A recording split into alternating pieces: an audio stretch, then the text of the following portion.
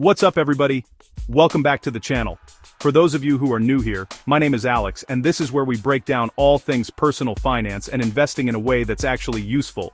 No fluff, no get-rich-quick schemes, just real practical money advice that you can start using today to build your wealth. We're all about making smart financial decisions that lead to long-term freedom, and today, we're diving into some advice from one of the wealthiest people on the planet. You've probably seen the viral clips of Warren Buffett talking about how the path to getting rich isn't just about what you earn, but what you spend your money on. It's a simple concept, but it's incredibly powerful. He's famous for his frugal habits, like living in the same house he bought in 1958 and driving modest cars. But here's the thing, most people stop there. They hear stop buying lattes and think that's the whole story. It's not. The real magic happens when you know what to do with the money you save. So in this video, we're going to break down 5 specific things Warren Buffett would tell you to stop buying right now. But more importantly, we're going to talk about what you should be buying to actually grow your net worth. It's not just about saving a few bucks, it's about reallocating that capital into assets that work for you. And make sure you stick around for the 5th and final point. Because honestly, it's a total game changer that could completely reshape how you think about your financial future. So, if you're ready to start making your money work harder for you, smash that subscribe button, and let's get into it.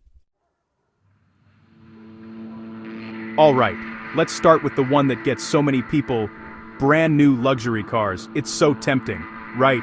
You see the commercials, you see your neighbor pull up in a shiny new BMW or Mercedes, and you think, I've made it, I deserve that. But here's the cold hard truth that billionaires like Buffett understand better than anyone. A new car is one of the worst purchases you can possibly make. The second you drive that car off the lot, it loses a significant chunk of its value. We're talking 20% or more in the first year alone. It's like taking a stack of $100 bills and just setting them on fire. It's a depreciating asset, meaning it goes down in value over time, and it's a massive wealth destroyer disguised as a status symbol. So, what's the smart move? Instead of dropping $60,000 on a new luxury vehicle, you buy a reliable, slightly used car. I'm talking about a 2 or 3-year-old Toyota Camry or a Honda Accord. These cars are known for their reliability. They're cheaper to insure, and the best part is, the first owner has already absorbed that massive initial depreciation hit for you. You get 90% of the car for maybe 60% of the price. Let's say you spend $25,000 on a fantastic used car instead of $60,000 on the new one. That's an immediate $35,000 difference right there. That's not just money saved, that is capital you can now put to work. Now here's where the magic really happens. You take that $35,000 you didn't spend and you invest it. Let's be conservative and say you put it into a low-cost S&P 500 index fund, which has historically averaged around a 10% annual return. Over 10 years, that $35,000 could grow to over $90,000. Over 20 years, it could be worth more than $235,000. All of that, just from making a smarter choice about what you drive. You're still getting from point A to point B, but instead of financing a depreciating asset, you're funding your future wealth. Think about it this way, every time you see someone in a flashy brand new luxury car, you're not seeing someone who's rich, you're seeing someone who $250,000 richer in 20 years if they had made a different choice. Warren Buffett famously drove the same Cadillac for years until his daughter convinced him it was embarrassing. He understands that a car is a utility, not an investment. The goal is to get around safely and reliably, not to impress people you don't even know with money you're giving away to the dealership. Choose practicality and invest the difference. It's one of the simplest and most powerful wealth-building moves you can make. Next up, let's talk about the single biggest expense for most people: housing. The American dream has been sold to us as a big house in the suburbs with a white picket fence. The bigger, the better, right? But this McMansion mentality is a huge financial trap. When you buy more house than you need, you're not just paying a bigger mortgage. You're signing up for higher property taxes, more expensive insurance, bigger utility bills to heat and cool all that empty space, and significantly more maintenance and repair costs. Every extra square foot is a constant drain on your finances for decades to come. This is why Warren Buffett still lives in the same modest house he bought for $31,500 back in 1958. It's not because he can't afford something bigger, it's because he understands that a house is primarily a place to live, not a status symbol to show off. He knows that every dollar tied up in unnecessary square footage is a dollar that isn't out there compounding and making him more money. The goal should be to find a comfortable, affordable home that meets your needs without stretching your budget to its absolute limit. Don't let a realtor or societal pressure convince you to become house poor. So, what's the smarter alternative? Instead of buying that huge 4,000 square foot house, you buy a comfortable 2,000 square foot home in a good neighborhood. You'll still have plenty of space, but your mortgage, taxes, and bills will be significantly lower. Let's say this saves you $1,000 a month. That's $12,000 a year. Or, even better, you could buy a small duplex or a house with a rentable basement suite.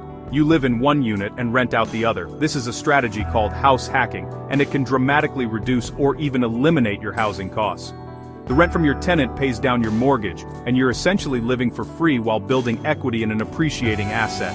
This is where you really accelerate your wealth-building journey.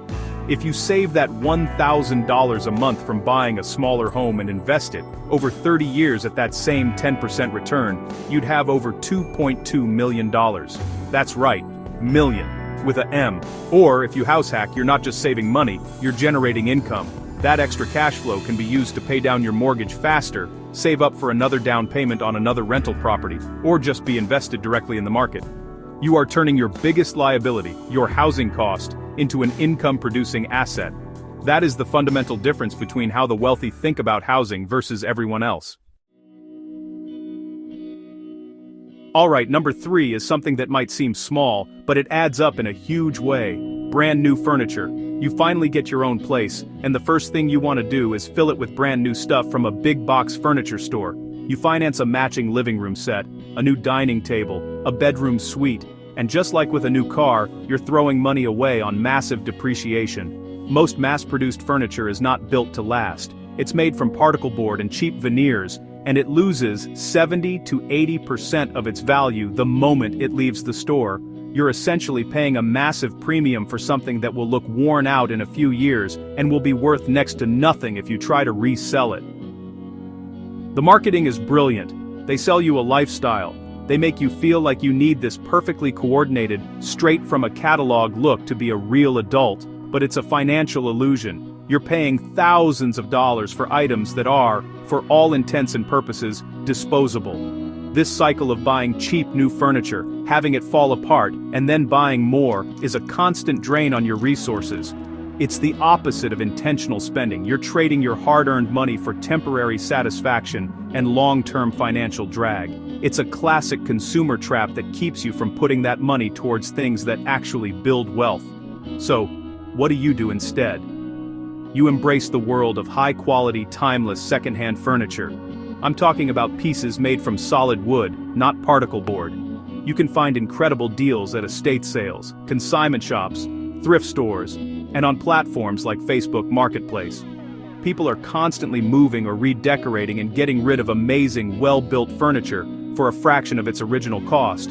You might have to do a little bit of hunting, but you can furnish your entire home with unique, durable pieces that have character and will actually hold their value, or in some cases, even appreciate. Think about the numbers. A new, low-quality sofa might cost you $1,500. A high-quality solid wood second-hand dining set might cost you $400 on Marketplace, whereas a new particle board version would be $1,200. Let's say over a few years, you save $5,000 by furnishing your home with quality second-hand finds instead of cheap new stuff. That $5,000, invested at a 10% return, becomes over $13,000 in 10 years, and nearly $34,000 in 20 years. It might not seem like a fortune, but this is just one category. When you apply this principle across the board, you start to see how these small, smart decisions compound into serious wealth. You get a better quality of life with furniture that actually lasts, and your investment account gets a nice boost. Let's move on to number 4, and this one is a modern-day money pit for so many of us, always buying the latest and greatest technology. Every single year, Apple, Samsung, and all the other tech giants release a new phone, a new laptop, a new watch, and the marketing is designed to create a powerful sense of FOMO, fear of missing out. The new camera is slightly better, the processor is marginally faster, and suddenly, the perfectly good phone in your pocket feels obsolete. So, you stand in line, or smash that pre-order button, dropping over $1,000 on a device that is only incrementally better than the one you already have. This is what I call the tech upgrade treadmill. It's a cycle of spending that never ends. The companies rely on this planned obsolescence and consumer desire for the newest thing to drive their profits. But from a personal finance perspective, it is a disaster. These gadgets have an incredibly short lifespan in terms of their coolness factor, and they depreciate almost as fast as a new car. The $1,200 phone you buy today will be worth maybe $600 in a year, and a few $100 the year after that. You are constantly pouring money into a depreciating asset just to have the shiniest new toy for a few months. The smart alternative here is to deliberately stay 1 or 2 generations behind the curve. Instead of buying the brand new iPhone 16 for $1,200, you buy a brand new, or even better, a refurbished iPhone 14 for $600. Let's be honest, for 99% of what we do, texting, browsing social media, taking photos for Instagram, the difference in performance is completely unnoticeable. You get a phone that is practically identical in function and saves $600 right off the bat. The same principle applies to laptops, tablets, and smartwatches.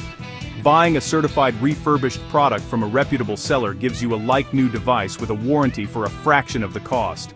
Let's run the numbers on this. The average person upgrades their phone every 2 to 3 years. If you save $600 on that purchase every 3 years and invest it, it might not sound like a lot. But it's about the principle and the habit. That's $200 a year. Invested over a 30-year period, that alone turns into over $32,000. And that's just your phone. Apply this to your laptop, your partner's phone, your tablet. Suddenly you've freed up thousands of dollars over the long term that are now compounding for you in the stock market instead of depreciating in your pocket. It's about breaking the cycle of consumerism and choosing to pay for function, not for hype. And finally, the fifth and most important point, the one I promised would be a game changer. Luxury vacations financed with debt or savings you can't afford to spend. We see it all over social media, friends posting from 5-star resorts in Bali, infinity pools in Santorini, overwater bungalows in the Maldives. It creates this immense pressure to keep up, to have these once-in-a-lifetime experiences every single year. So people put a $10,000 trip on a credit card, telling themselves they'll pay it off later. But what they're really doing is trading a few days of luxury for months, or even years, of high-interest debt and financial stress. This is one of the most insidious wealth traps, because it's disguised as making memories and living life to the fullest. And look, I am all for travel and new experiences. They are incredibly valuable. But there's a huge difference between a well-planned, affordable trip and a lavish vacation that derails your financial goals. Spending a huge chunk of your income, or worse, going into debt for a week of luxury, is like taking a massive step backward. You're sacrificing your long-term financial freedom for a short-term dopamine hit and a few Instagram photos. Warren Buffett is famous for his simple pleasures. His idea of a good time isn't blowing tens of thousands on a resort. So what's the life-changing alternative? It's twofold. First, you opt for budget-friendly travel. Instead of the 5-star resort, you find a charming Airbnb. Instead of flying first class, you fly economy. You explore national parks, go on road trips, or visit less expensive but equally beautiful countries. You can have incredible memory-making experiences for a fraction of the cost. A $10,000 luxury trip can easily become a $2,000 amazing adventure. You still get the break, you still make the memories, but you don't come home to a mountain of debt. But here is the real secret, the part that changes everything. You take the difference, that $8,000 you didn't spend, and you specifically earmark it for an investment account labeled Future Freedom Fund. This is the money that is going to buy you the ultimate luxury time and options. That one-time $8,000 investment at a 10% return will be worth over $138,000 in 30 years. If you do this every single year, you'll be a millionaire from your vacation savings alone. You are literally funding your early retirement and the ability to travel whenever you want in the future by being smarter about how you travel now. You're not giving up experiences, you're investing in a future where you have the freedom to have any experience you want without worrying about the cost. So, there you have it. 5 things to stop buying and, more importantly, the smarter alternatives that will actually help you build wealth. We talked about swapping brand new luxury cars for reliable used ones, choosing a comfortable home over a McMansion, buying timeless, second-hand furniture instead of disposable new stuff, opting for last-gen tech over the latest gadgets, and funding future freedom instead of paying for overpriced vacations. It's not about depriving yourself, it's about being intentional with your spending. It's about understanding that every dollar you spend is a choice, and you can either choose to consume or choose to invest. The power of these changes lies in the magic of compounding. A few $1,000s saved and invested today might not seem like much, but over time, it grows into a fortune. That's the secret that people like Warren Buffett have used to build their wealth. They understand that small, consistent, smart decisions made over a long period lead to extraordinary results. You don't need a 6-figure salary to become a millionaire. You need discipline and a plan. You just need to shift your mindset from short-term gratification to long-term freedom. My challenge to you is to just start with one. Pick one of these categories that resonates with you the most.